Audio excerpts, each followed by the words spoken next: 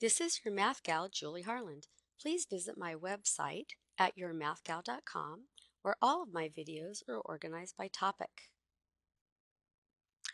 This is part 3 of finding trig functions for angles that are multiples of 30 degrees. And this triangle is going to be helpful in choosing the ordered pair on the terminal side of an angle.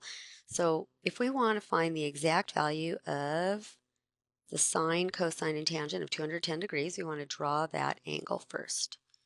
So let's see. To draw 210 degrees, I'm going to have to go over pretty far over here, and that would be 210 degrees. Now notice from here to here, the straight line is 180, so that's 30 degrees more. So you could sort of imagine that little triangle here, and I'm going to put the side lengths that you see up here.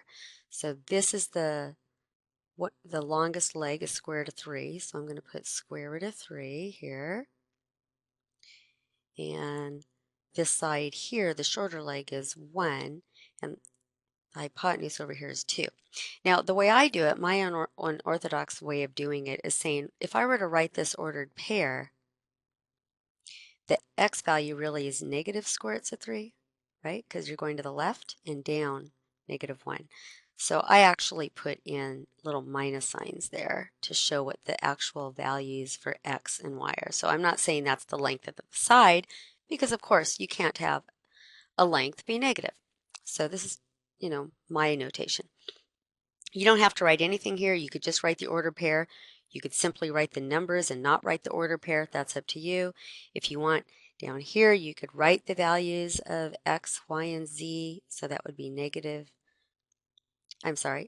x, y, and r. X, y, and r.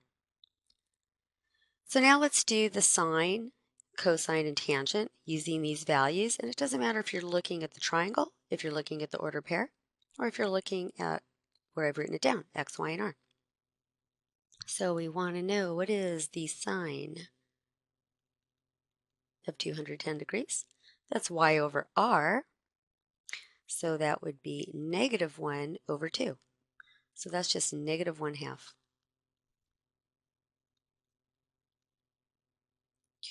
The cosine of 210 degrees is x over r, so that'll be negative square roots of 3 over 2.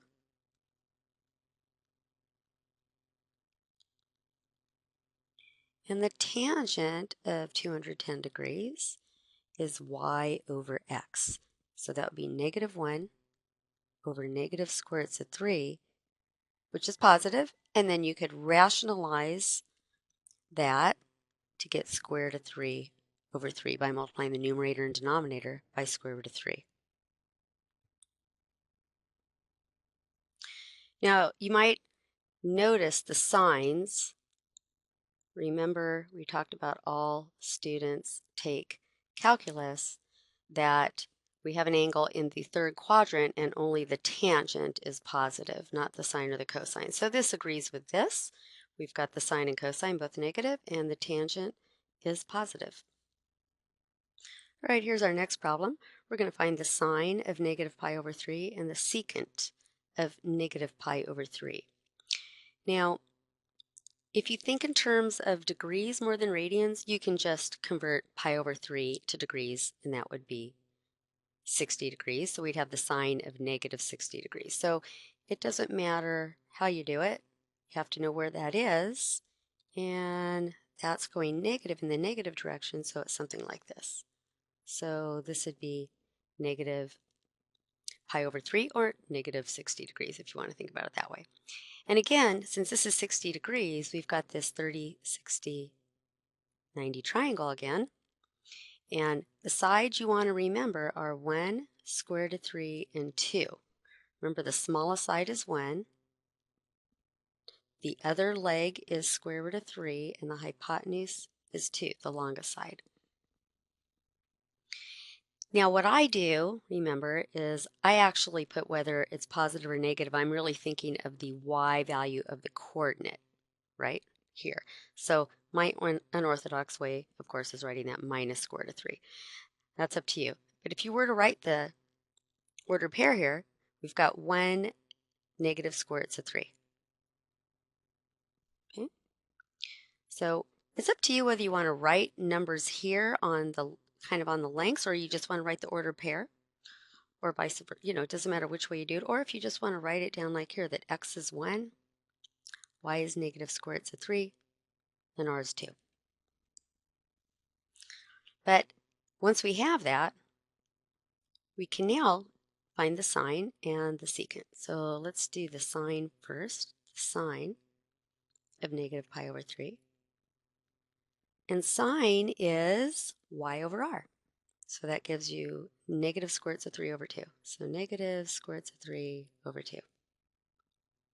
And then we've got the secant.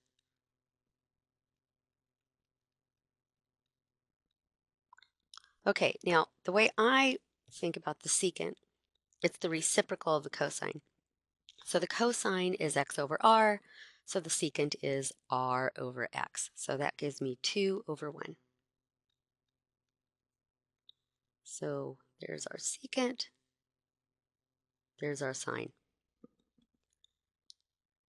So anytime you have a 30 or a 60 degree angle or some multiple that's not right on the axes, like at 0 degrees, 90, or 180 or 270, you should be able to draw this little triangle and figure out the lengths of the sides and be able to figure out any of the trig values. So for instance, here I'm just showing you the degrees where the terminal side is at a certain number of degrees. All of these angles, you should be able to take the trig values of all of those angles by drawing a little 30, 60, 90 triangle. Or, of course, you could add 360 to any of these. So like 360 plus 30, 390 degrees, there's infinitely many possibilities here. This is your Math Gal, Julie Harland. Please visit my website at yourmathgal.com, where all of my videos are organized by topic.